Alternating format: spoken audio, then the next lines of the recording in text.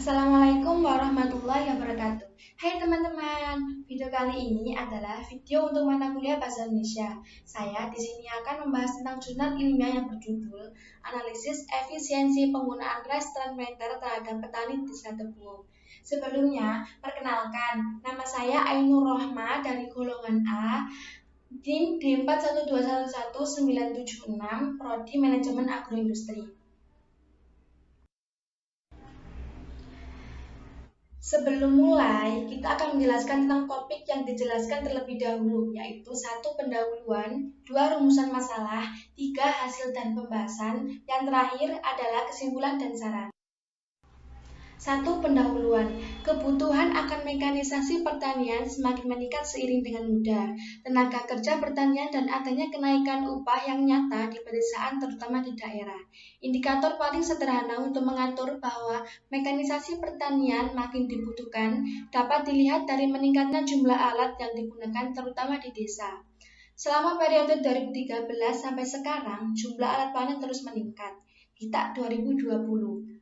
Usaha dari suatu proses pertanian itu tidak lepas dari adanya informasi dan teknologi pertanian yang efektif, serta informasi yang tepat dengan harapan akan terjadi perubahan perilaku maupun kemampuan petani dalam kegiatan usaha petani.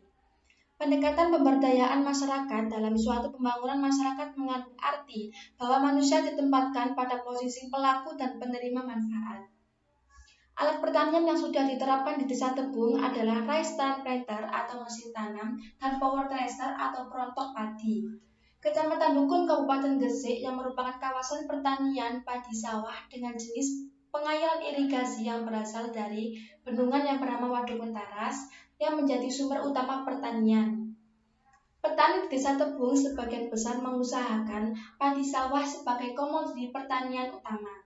Penerapan mekanisasi dapat mempercepat pekerjaan petani sehingga memungkinkan adanya peningkatan produksi.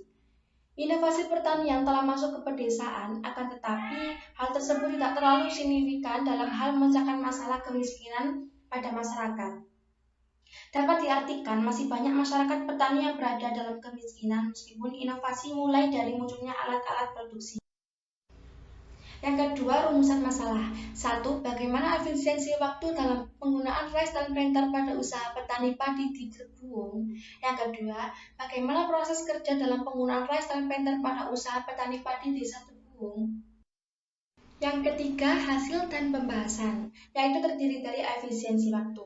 Efisiensi waktu adalah tingkat kehematan dalam hal waktu saat pelaksanaan hingga kapan proyek itu terselesaikan, baik dalam penggunaan rice transplanter maupun dalam penggunaan dengan cara konvensional. Dalam penggunaan rice transplanter ini, di mana terdapat proses pencabutan bibit dari persamaan maupun dengan proses penanaman bibit, di mana terdapat sangat berbeda, baik dari penggunaan rice transplanter maupun dengan cara konvensional. Berikut ini adalah waktu pemakaian konvensional dan rice transplanter yang pertama, yaitu dari Bapak Samsudin.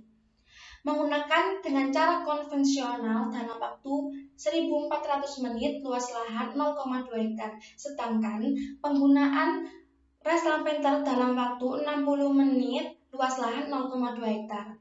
Yang kedua yaitu Bapak Tarbun.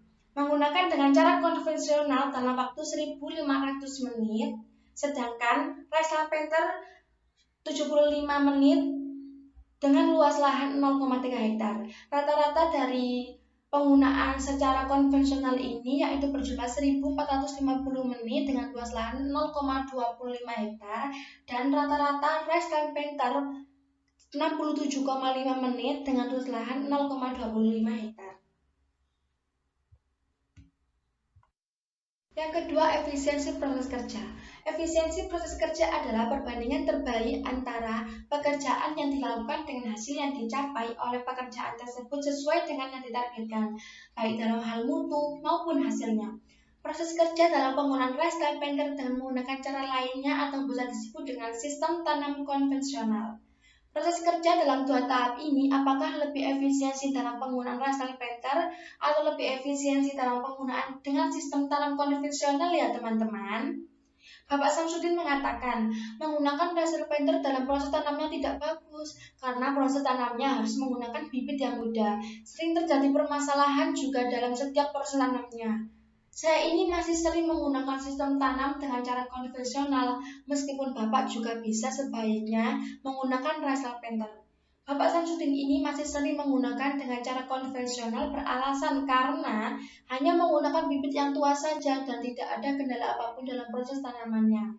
Sedangkan Bapak Tarkun menggunakan rice planter dalam proses sistem tanamnya. Menurut beliau, dalam menggunakan rice planter ini baik, waktunya itu cepat dan proses tanamnya juga teratur. Sedangkan jika menggunakan tenaga kerja sistem tanam konvensional, pada saat proses sistem tanam itu tidak bagus karena pada saat proses tanamnya itu sangat lama. Alasan Bapak Tarkun dengan adanya rice planter ini, tenaga kerjanya tidak susah lagi untuk dicari, karena menggunakan rice planter ini mudah dan cepat terselesaikan, dengan kecepatan kerja 0,34 sampai dengan 0,77 menit per detik. Yang terakhir yaitu kesimpulan dan saran. Kesimpulan bahwa penggunaan rice planter merupakan inovasi di bidang pertanian yang mempunyai banyak kelebihan dibandingkan sistem tanam konvensional, yaitu satu, berdasarkan analisis efisiensi waktu dalam penggunaan konvensional dengan rata-rata yaitu 1.450 jam per hektar. Sedangkan untuk penggunaan rice planter dengan rata-rata yaitu 67,5 jam per hektar pada usaha petani padi di Desa Tebuung.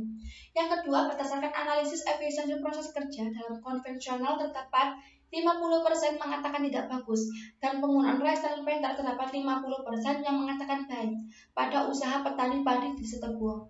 Saran, berdasarkan hasil penelitian ini, maka saran yang dapat diberikan antara lain, 1.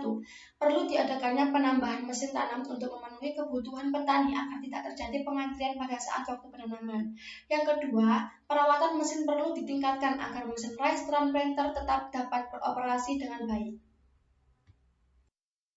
Sekian presentasi dari saya, semoga teman-teman dapat memahaminya ya. Terima kasih. Wassalamualaikum warahmatullahi wabarakatuh.